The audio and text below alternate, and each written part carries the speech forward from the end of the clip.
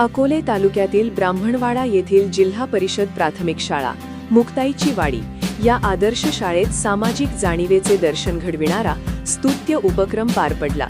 शिवाजी मामा नाईकवाडी व शुभम गायकर यांच्या वाढदिवसाचे औचित्य साधून शालेय विद्यार्थ्यांसाठी थंडीपासून संरक्षण देणारे स्वेटर, शालेय साहित्य तसेच खाऊचे वाटप करण्यात आले। हा कार्यक्रम 24 डिसेंबर रोजी उत्साहपूर्ण व आनंदी वातावरणात संपन्न झाला।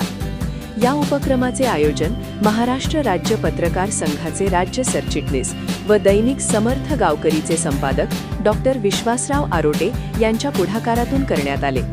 थंडीच्या दिवसांत ग्रामीण भागातील विद्यार्थ्यांना उबदार कपड्यांची गरज ओळखून त्यांनी ही मदत केली। कार्यक्रमाच्या प्रारंभी विद्यार्थ्यांनी पाहुण्यांचे स्वागत केले। स्वेटर, शालेय साहित्य हातात पडताच विद्यार्थ्यांच्या चेहऱ्यावरील आनंद व समाधान पाहून उपस्थितांचे मन भारावून गेले। एक शाळेच्या संदर्भामध्ये, कारण शाळा हे समाजाचं मंदिर आहे आणि शाळेकडे सतत आपलं लक्ष असतं। आपण देखील सतत शाळेला प्रोत्साहित करतात, प्रेरित करत असतात। तर आमच्या शाळेमध्ये आपण आला आणि आदरणीय शिवम दादा गायकर, त्याचप्रमाणे शिवाजी नायकवाडी मामा यांच्या वाढदिवसाच्या निमित्ताने आदरणीय तालुक्याचे भूषण असणारे आदरणीय विश्वासदादा आरोटे या ठिकाणी आले। मी प्रथमतः आमच्या शाळेच्या वतीनं मनपूर्वक स्वागत करतो। त्याचप्रमाणे शुभम दादा, फुलसुंदर दादा आणि आमचे संजू दादा, त्याचप्रमाणे त्यांच्या सौभाग्यवती ताई या ठिकाणी आल्यात। आपल्या सर्वांचं मनपूर्वक हार्दिक स्वागत। सर्वात महत्त्वाची गोष्ट म्हणजे आज वाढदिवस आहे आणि वाढदिवसाच्या निमित्ताने आपल्या वाढदिवसामध्ये आम्हाला सर्वांना सहभागी करून घेतलं, त्याबद्दल मी शाळेच्या वतीने खूप खूप ऋणी। चला दादा, चलतंय मुलगी प्रत्येकाने घ्यायचं, बसायचं एक एक लाईन तिकडे बघ हरिपाठ दादा आपल्या फोटो घे, पेन लागतो ना तुला, फोटो घे, फोटो घे। कोणी वाटलंय सांगायचं आरोटे सरांनी। चला माऊली, चला चला माऊली, चला जाय, चल पुढे त्या तुझ्या चला इकडे घेत आहे तिकडे बघ, इकडे इकडे टाळ्या टाळ्या वाजवा। चलताई चल बाळा, प्रणित चल पटपट। आता काय करायचं ताई ताई ताई हजू दे, हजू दे। एक तुझ्या हस्ते घे, ये बाळा ताई, आणि बाकी काय करा जागेवर ठेवा आणि एक फोटो घेऊ। हो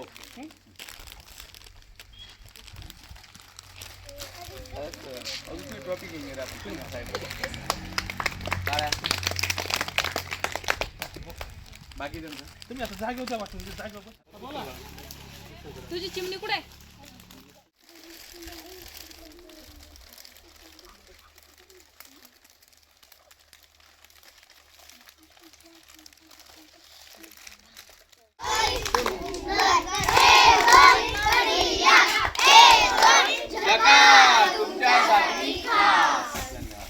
गुरु ब्रह्मा गुरु विष्णू गुरुदेव महेश्वरा गुरु साक्षात परब्रह्म तस्मै श्री गुरुवे नमः।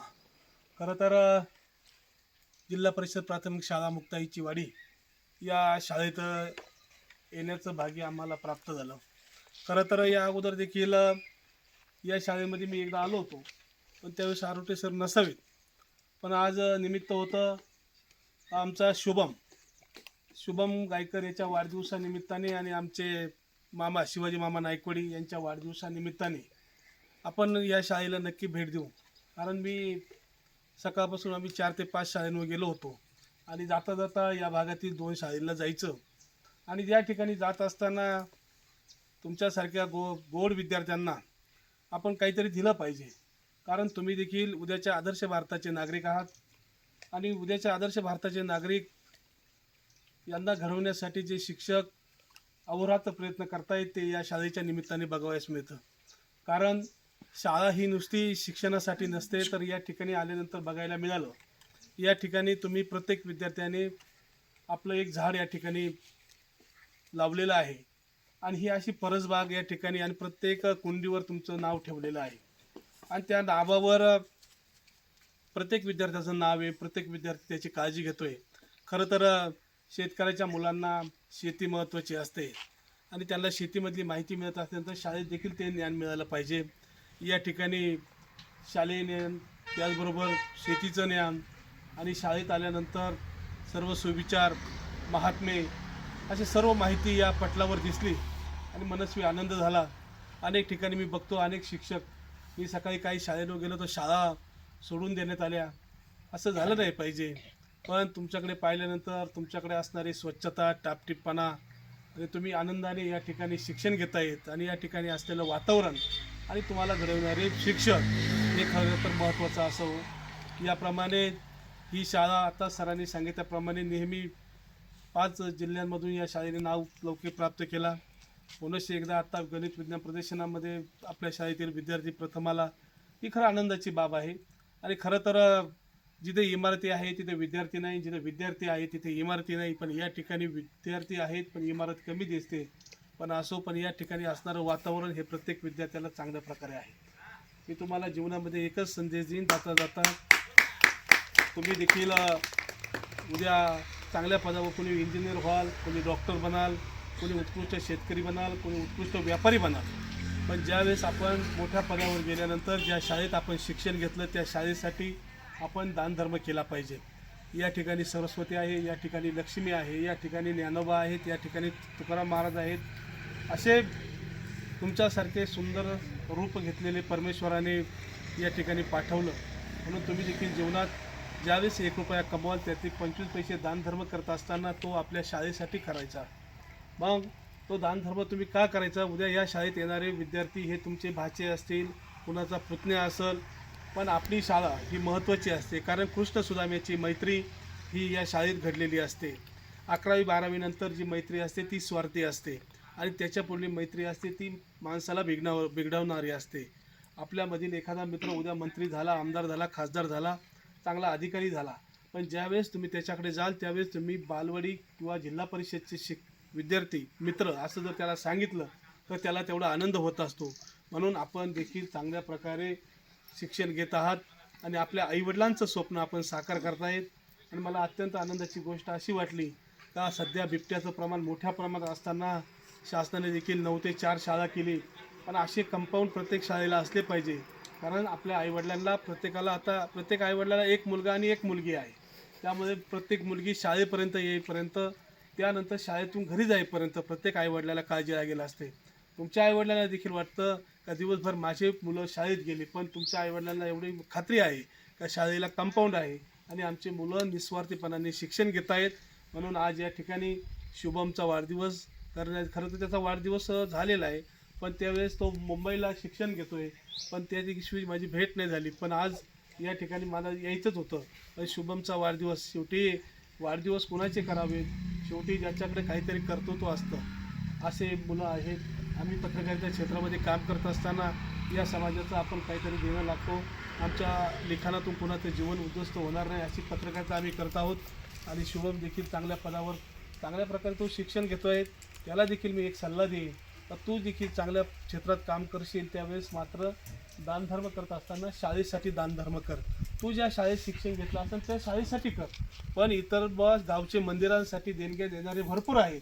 पण ज्या शाळेत तुम्ही शिक्षण घेतात त्या शाळेमध्ये जर एखादी मदत केली तर ती मदत अत्यंत महत्त्वाची आहे. म्हणून पुनश्च एकदा तुमच्या सर्व विद्यार्थ्यांना शुभेच्छा देतो आणि तुम्हाला शब्द देतो, दरवर्षी तुम्हाला मी दप्तर दिलं चालेल का? मग तुमच्या शाळेच्या शिक्षकांनी आम्हाला पत्र द्यायचं, तुम्हाला दरवर्षी मी दप्तर देणार. काय देणार?